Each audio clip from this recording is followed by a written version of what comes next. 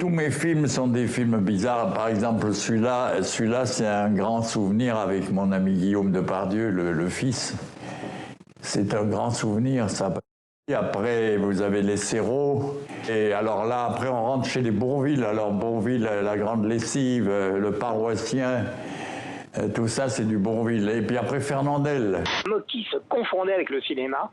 Et sa plus grande qualité, je crois que c'était l'intelligence et l'intelligence de la manipulation. Les acteurs adoraient jouer avec lui et beaucoup les actrices parce qu'il les forçait à faire autre chose que ce qu'elles faisaient habituellement. Il s'appelait Richard Valéry Moutsoko. Ce médecin épidémiologiste camerounais était en RDC pour lutter contre le virus Ebola. Il avait été déployé par l'Organisation mondiale de la santé. Le 19 avril dernier, en pleine réunion de travail avec d'autres confrères, il est assassiné dans une attaque. Ce matin, vers 10 h, les officiers de la Gendarmerie royale du Canada ont trouvé 2 corps d'hommes dans d'épais buissons. Cam MacLeod, 19 ans, et Braja Szmegelski, 18 ans, ont été recherchés depuis plus de 2 semaines. Accusés du meurtre d'un professeur d'université de 64 ans et soupçonnés d'avoir aussi tué ce jeune couple de touristes.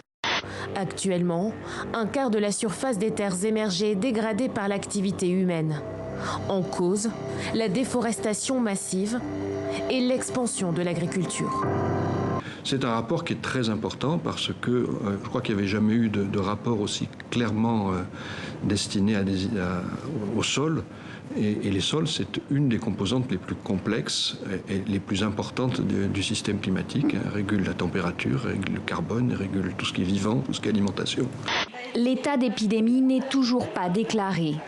Pourtant, un Burundais sur 2 est aujourd'hui atteint par le paludisme. Locarno, c'est un festival incontournable.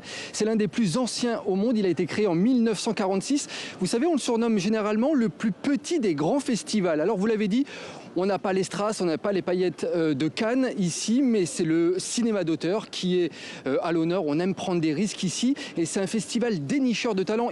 Le cas d'Olivier Voisin, dont je parle dans le même chapitre, est évidemment encore plus emblématique. C'est-à-dire qu'il est parti avec 2 commandes de 2 grands news. Arrivé sur place, on lui décommande ses sujets. Lui, entre-temps, il s'est endetté, il a acheté du matériel photo. Donc, il décide de prendre des risques.